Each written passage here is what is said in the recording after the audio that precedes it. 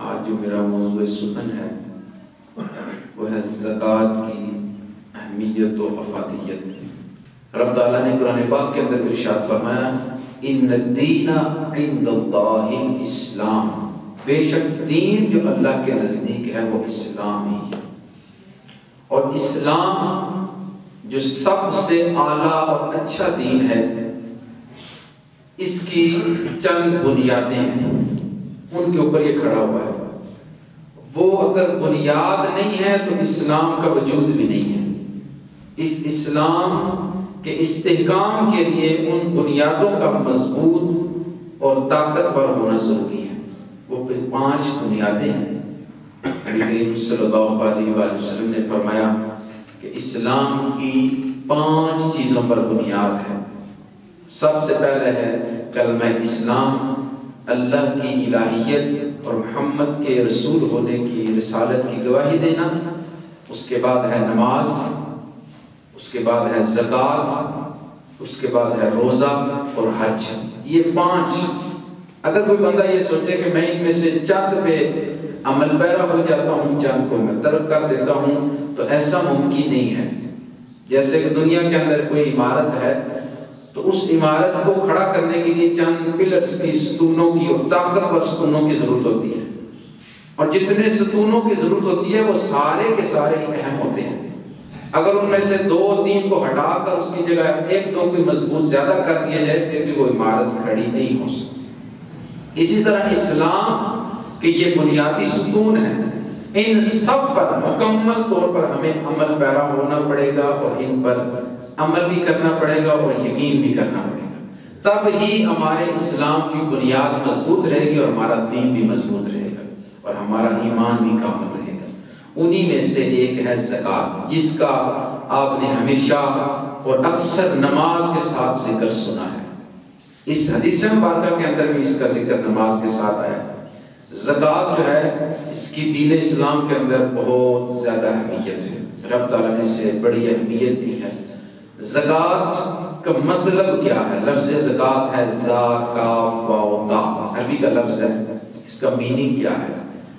لغوی اعتبار سے اس کا مطلب ہے برکت، نمو۔ نمو بھی عربی کا لفظ ہے، مطلب بڑھنا، بڑھنا، نمود و نمائش، بڑھوتی۔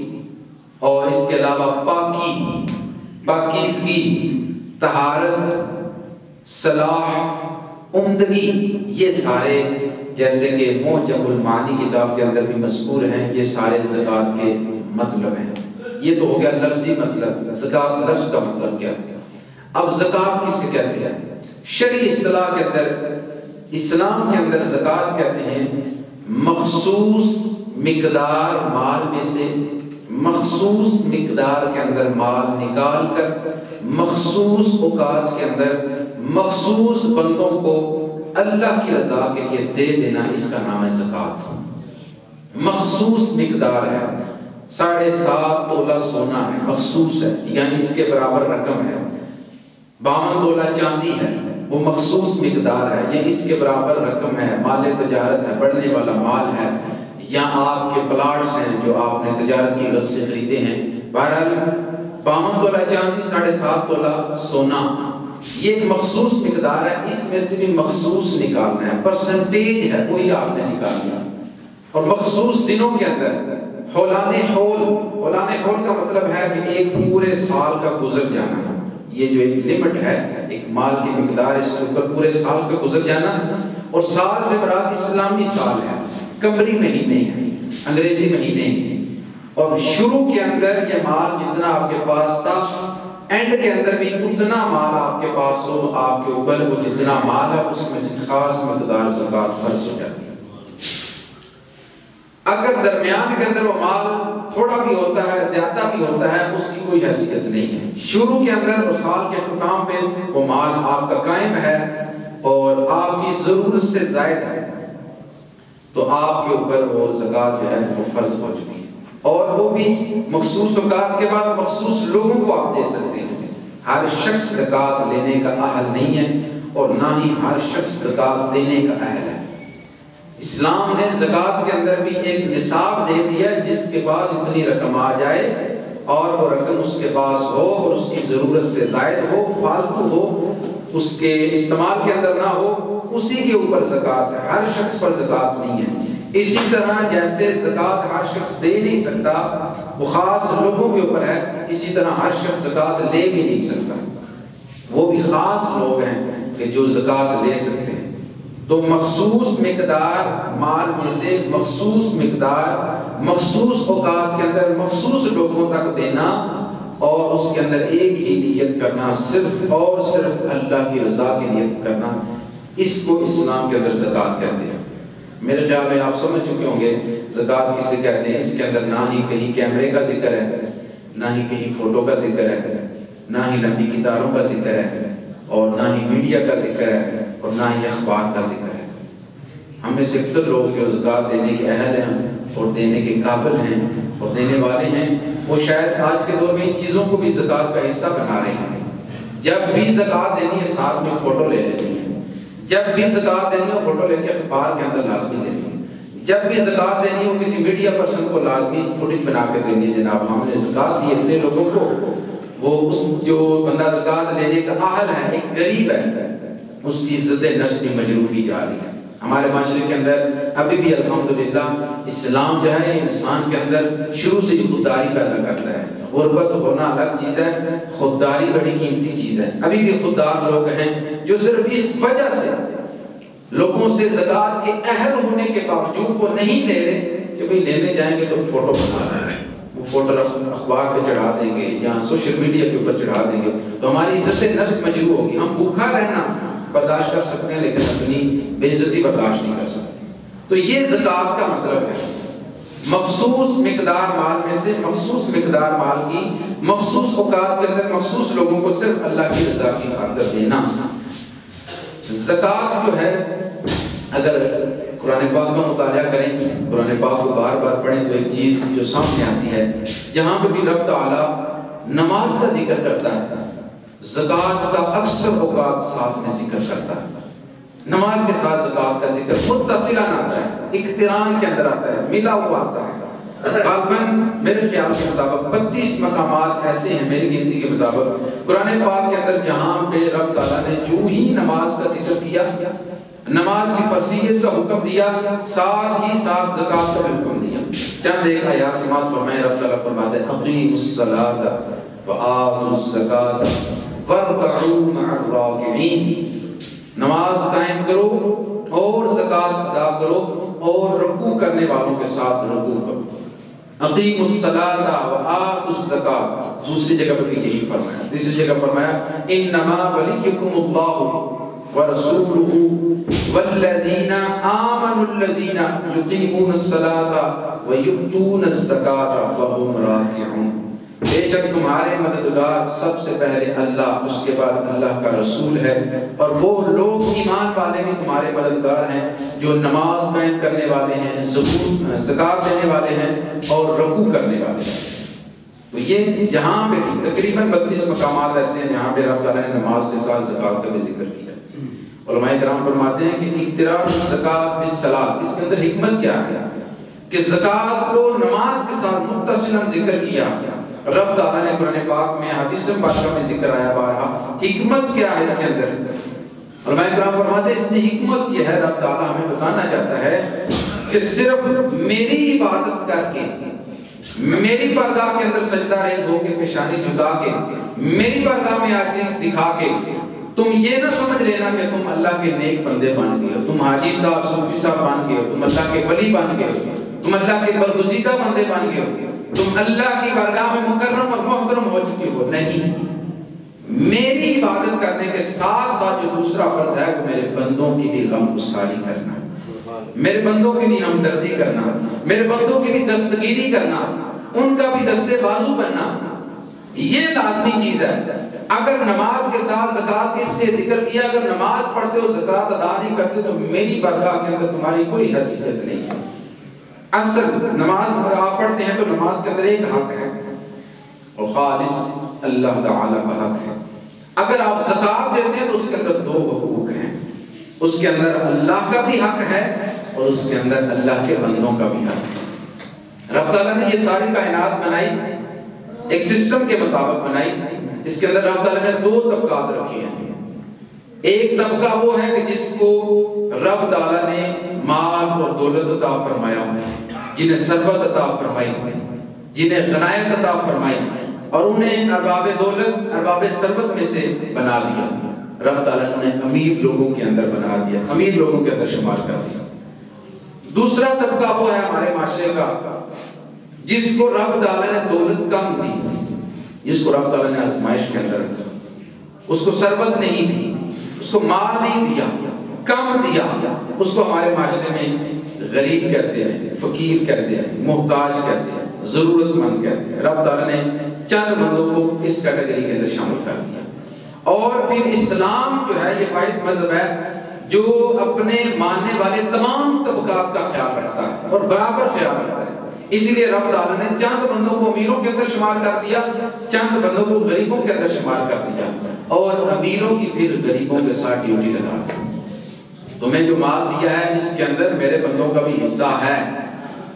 اب میں نے تجھے زیادہ دے دیا، میں چاہتا تو خود بھی اسے دے سکتا تھا جیسے تجھے دیا، لیکن میں تجھے دیکھنا چاہتا ہوں. مال میرا ہے، تو نے اسے میرے حکم کے مطابق دینا ہے.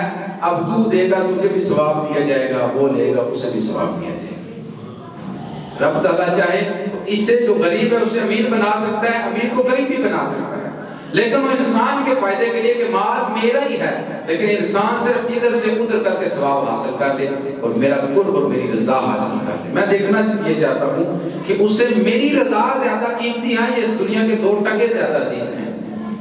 وہ مجھ سے زیادہ محبت کرتا ہے، یہ اس دنیا کے 2 سونے کے سکوں سے زیادہ محبت کرتا ہے. میری قدر و اہمیت اس کی نظر میں زیادہ ہے، یہ اس دنیا کے مال و دولت کی اہمیت زیادہ ہے. رب تعالیٰ اصل میں وہ ہماری آزمائش لے رہا ہوتا ہے. اس لیے رب تعالیٰ نے یہ زکوٰۃ کا نظام رکھا. یہ دنیا کا واحد مذہب اسلام ہے کہ جس نے اس قدر اچھا معاشی نظام عطا کیا ہے. جو زکوٰۃ کا نظام ہے یہ اسلامی معاشی استحکام کے لیے بنایا گیا ہے. اور الحمدللہ یہ اسلام واحد مذہب ہے کہ جو اپنے اندر یہ اہمیت رکھتا ہے کہ کوئی بڑی سے بڑی ریاست بھی ہو، اس کے جو مالی واجبات ہیں، اس کی جو ضروریات ہیں اقتصادی، ان سب کو یہ مکمل کر سکتا ہے.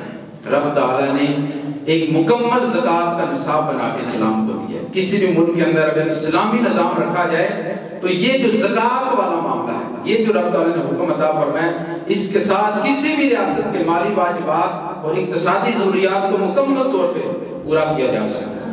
اگر آپ اسلام کا نظام رکھتے ہیں تو اس کے اندر پھر آپ کو دوسرے لوگوں کا مقروض نہیں ہونا پڑتا. آپ کی جو زکوٰۃ ہے وہی آپ کی تمام ضروریات کو مکمل کر دیتی ہے اور آپ کے جتنے واجبات ان کو ادا کر دیتی ہے اور آپ کو کسی کا قرض دار نہیں رہنا پڑتا.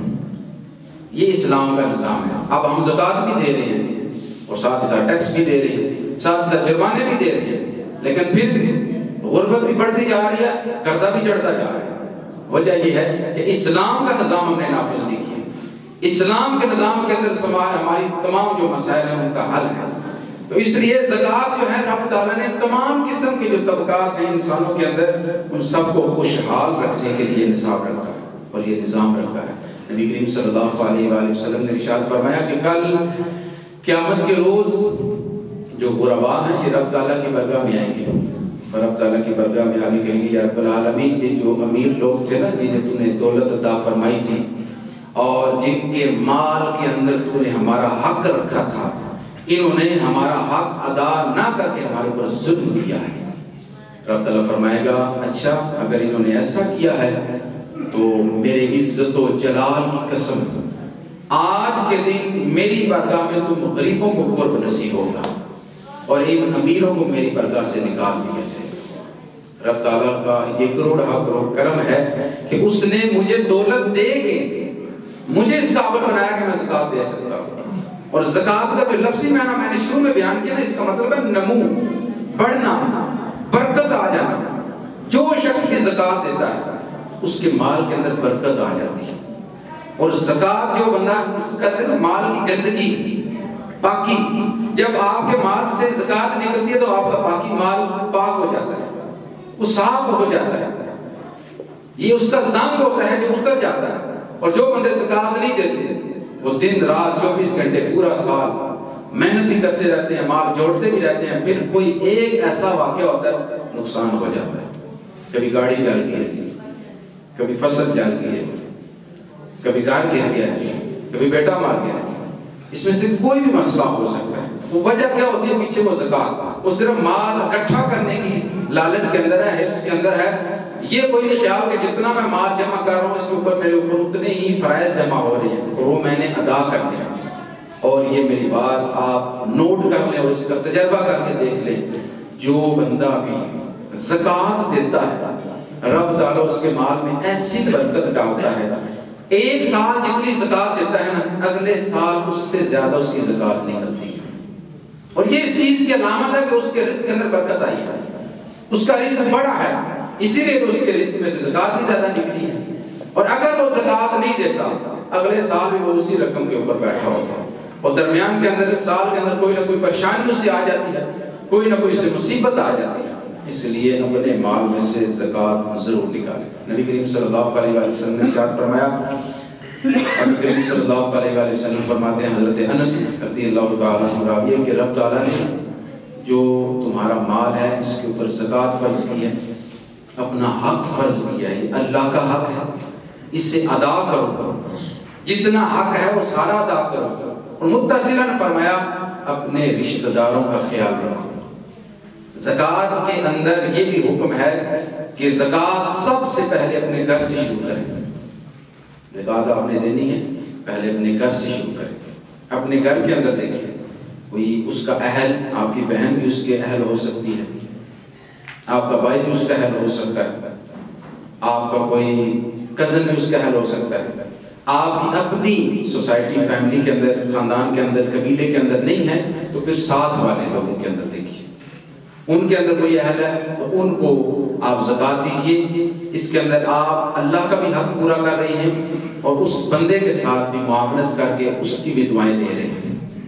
نبی کریم صلی اللہ علیہ وآلہ وسلم نے صلہ رحمی کا بھی حکم دیا. صلہ رحمی، جو بندہ صلہ رحمی نہیں کرتا، نبی کریم صلی اللہ علیہ وآلہ وسلم نے فرمایا کہ اس کے کفر پر مرنے کا خطرہ ہے. صلہ رحمی کیا ہے؟ اپنے بہن بھائی، اپنے چچا تایا ماموں خالہ پھوپھیاں سب کے ساتھ اچھا تعامل کرنا، سب کے ساتھ سلام دعا زندہ رکھنا، سب کے ساتھ یہ رشتہ قائم رکھنا، چھوٹی چھوٹی سی باتوں کی وجہ سے ناراض نہ ہو جانا اور چھوٹے چھوٹے تحائف دے کر ان کے ساتھ رشتہ برقرار، محبت برقرار رکھنا، عزت برقرار رکھنا. اور فرمایا کہ ضروری نہیں کہ آپ قیمتی سے قیمتی تحفہ دیں، آپ ایک لاچی کا دانہ بھی تحفہ دے سکتے ہیں. اسلام کے اندر اسے بھی تحفہ شمار کیا گیا ہے، اسے بھی صلہ رحمی شمار کیا گیا ہے. اس لیے حضرت انس روایت کرتے ہیں، حضور نے فرمایا زکات ادا کرو متصلاً. زکات کا حکم جو ختم ہوا اس جملے کے اندر ساتھ ہی فرمایا اپنے رشتہ داروں کا خیال رکھو. زکات کے ساتھ ہی کہ سب سے پہلے اپنے رشتہ داروں کو زکات دو. پھر فرمایا کہ سائل جو ہے، محتاج جو ہے، فقیر جو ہے، آپ کا پڑوسی جو ہے، ان کے حقوق کو پہچانو. اور ایک بات یاد رکھی گئی، یہاں سائل سے مراد شرعی سائل ہے، جو حاجت مند ہے. آج کل کے یہ پروفیشنل جو مانگتے ہیں یہ سائل سے مراد نہیں ہے. مانگنے والے سے قرآن حدیث کے اندر جہاں بھی سائل کا ذکر آتا ہے، مانگنے والے کا ذکر آتا ہے، یہ جو پروفیشنل مانگتے ہیں ان کا ذکر نہیں ہے. ہمارے لوگ جب سنتے ہیں حدیث پاک کے اندر یہ ہے، قرآن کے اندر یہ ہے، آپ جتنے پروفیشنل کو دینا شروع کر دیتے ہیں. تبھی تو ہم زکات بھی دے رہے ہیں، ہر سال دے رہے ہیں، لاکھوں کروڑوں اربوں کے اندر دے رہے ہیں، پھر بھی ہمارے معاشرے سے غربت ختم نہیں ہو رہی. اس کی وجہ یہ ہے کہ ہم انہیں کو دے رہے ہیں جو پروفیشنل ہیں، جو اس کے اوپر یشی کر رہے ہیں. اور ہمارا جو رشتہ دار تھا، ہمارا جو بھائی تھا، ہماری جو بہن تھی، ہماری جو عزیزہ تھی، ان کو ہم نہیں دے رہے، انہیں ہم قائم نہیں کر رہے، انہیں کھڑا نہیں کر رہے، اور اسی غربت کے دبے چلی جا رہی ہیں. اور زکات کے اندر یہ بھی یاد رکھیں، وہ ہوتا ہے نا لکیر کے فقیر. ہمارے معاشرے میں زیادہ تر مسئلہ یہی ہے، ہم لکیر کے فقیر ہیں. بڑوں کو دیکھا ایسے کر رہے ہیں، ہم بھی ایسے ہی کریں گے. ایسے کفار تھے، وہ کہتے تھے ہمارے آباء و اجداد نے جن خداؤں کو پوجا ہم بھی انہیں کو پوجیں گے. آپ بے شک دل کہتے ہیں. تو اسلام جو ہے یہ اپنے ماننے والوں کو غور و فکر کی دعوت دیتا ہے. افلا تفکرون، افلا تدبرون، افلا تعقلون، افلا یعلمون، هل يستوي الاعمى والبصير، هل يستوي الذين يعلمون والذين لا يعلمون. تو اس لیے زکات کا بھی ایک بہتر سے بہتر طریقہ نکالنا چاہیے. اب ہم زکات دے رہے ہیں، ہمیں دیکھنا چاہیے ہمارے معاشرے سے غربت بھی ختم ہو رہی. نہیں، ہم زکات بھی دے رہے ہیں، صدقہ خیرات بھی کر رہے ہیں، نفلی صدقات بھی کر رہے ہیں. کیا وجہ ہے؟ تو اس کے اندر تبدیلی لانی چاہیے شرعی اصولوں کے مطابق، وہ یہ ہے۔ اس کی بھی مثال ہمیں کہیں نہ کہیں قرآن حدیث کے اندر ملے گی، جیسے کہ وہ میں نے موضوع جو بیان کیا تھا، من تحل له المسألہ وما لا تحل له، کس کے لیے سوال کرنا مانگنا جائز ہے اور کس کے لیے نہیں جائز۔ اس کے اندر ایک حدیث پاک آپ کے گوش گزار کی تھی، نبی کریم صلی اللہ علیہ وآلہ وسلم کے پاس ایک صحابی ہے، انہوں نے سوال کیا، اگر کریم صلی اللہ علیہ وآلہ وسلم نے پوچھا تمہارے گھر میں کیا ہے؟ انہوں نے کہا کہ میرے گھر میں ایک کپڑا ہی ہے جو ہم آدھا اوپر لے لیتے ہیں اور آدھا نیچے بچھا لیتے ہیں سونے کے لیے، اور غالباً ساتھ آب خور گلاس کا بھی ذکر کیا تھا۔ اب یہی دو چیزیں تھیں، تو نبی کریم صلی اللہ علیہ وسلم نے فرمایا لے آؤ ان کو، آپ چاہتے ہیں، آپ کے پاس صدقات خیرات آتے تھے، آپ دے سکتے تھے، لیکن وہ ہماری تعلیمات کے لیے آپ نے فرمایا وہ جو دو چیزیں بچی ہیں تمہارے پاس وہی لے آؤ۔ اور جب لے کے آئے تو نبی کریم صلی اللہ علیہ وسلم نے ان کی بولی بتائی، نیلامی کی، فرمایا کہ کون ہے کہ جو اس کو اچھے ریٹ کے اندر خریدے گا؟ ایک صحابی نے اس کا ریٹ لگایا، آپ نے اس سے زیادہ کہا کوئی اس سے زیادہ خرید سکتا ہے، ایک صحابی نے اس سے بھی اچھا ریٹ لگایا، پھر کہا بھائی کوئی اس سے بھی زیادہ خرید سکتا ہے، غالباً 4 درہم کے اندر وہ دونوں چیزیں نبی کریم صلی اللہ علیہ وسلم نے بیچ دی، خود ہی بیچ کر اس صحابی کو 4 درہم عطا کیا، کہا یہ جو 2 درہم ہے نا ان کا جاؤ ابھی جا کے بازار سے سامان خریدو، کھانے پکانے کی چیزیں خریدو اور گھر جا کے دے کے واپس آ جاؤ۔ وہ دے کے واپس آ گئے، 2 درہم واپس لے کے آقا کریم نے فرمایا یہ جو 2 درہم بچے ان کا جا کے بازار سے کلہاڑا خریدو اور جنگل کے اندر جاؤ، وہاں سے لکڑیاں کاٹ کے لا کے باندھ کے بازار کے اندر بیچو اور ان پیسوں سے اپنا گزر بسر کرو، اور آج کے بعد پورے 15 دن تک تم مجھے نظر نہیں آنے چاہیے۔